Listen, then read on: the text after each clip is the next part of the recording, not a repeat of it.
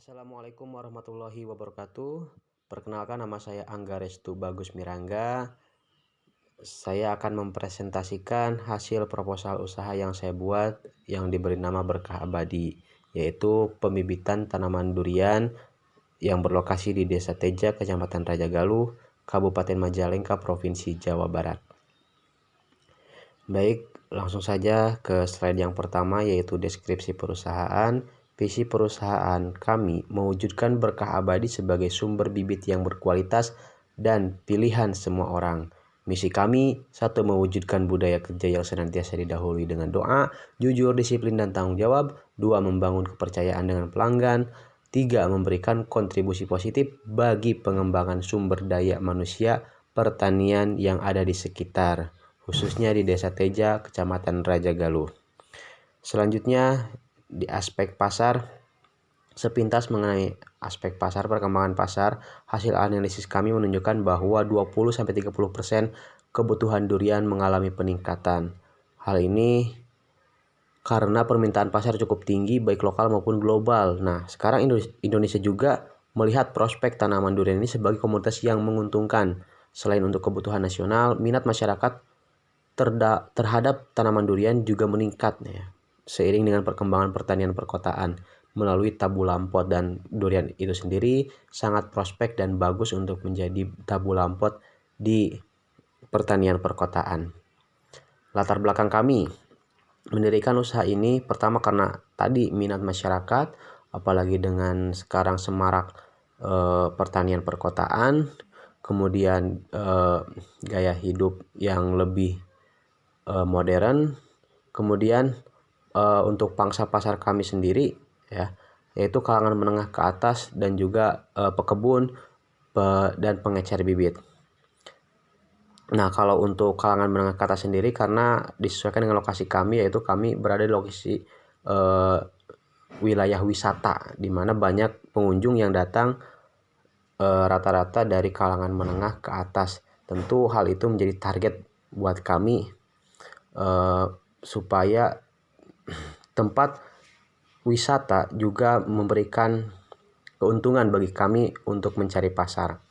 Nah, selanjutnya di strategi pemasaran dikenal dengan marketing mix 4P. Pertama itu produk. Jelas produk kami adalah produk bibit durian yang berkualitas dengan memperhatikan kenyamanan pelanggan atau konsumen dan juga pelayanan yang maksimal. Kemudian dari price sendiri kami memberikan harga yang terjangkau daripada harga pasaran. Kemudian untuk place sendiri secara umum dari kami bisa langsung ke konsumen. Kemudian yang kedua juga bisa ke pengecer langsung ke konsumen, atau biasanya kami langsung ke pemborong, kemudian pemborong ke pekebun. Untuk promosi sendiri kami memanfaatkan internet, kami juga memanfaatkan objek wisata sebagai tempat promosi. Oke, selanjutnya di analisis SWOT ini ada strength, weakness, opportunity, dan threats. Sudah kami rangkum apa saja kekuatan yang kami punya, kemudian kelemahannya seperti apa, terdapat pada tabel slide 6 ini. Opportunity seperti apa dan treatmentnya seperti apa. Nah, nanti saya akan langsung saja ke hasilnya. Ini dia hasil daripada matriks SWOT itu sendiri berdasarkan perhitungan, yaitu strategi SO mendapatkan nilai yang tertinggi 3,674, dan kedua ada ST. Maka yang kami pilih adalah strategi SO, yaitu 1. Mengembangkan konsep pertanian berbasis agroeduwisata selaras dengan tempat yang berada di tempat dekat wilayah wisata. Kedua, melakukan pengolahan pasca panen durian berupa olahan produk lainnya yang variasi tapi dari durian juga. Kemudian memanfaatkan kawasan wisata sebagai tempat pemasaran dan mengikut sertakan petani pada pelatihan. Nah, ini analisis finansial. Baik, di analisis finansial pertama, kebutuhan biaya investasi yaitu 43 juta rupiah, meliputi komponen bangunan, kemudian tanah, biaya perizinan, dan peralatan produksi. Kemudian kebutuhan modal kerja, pembelian tanaman, listrik, upah pegawai, pembelian pupuk, itu totalnya ada 5.240.000.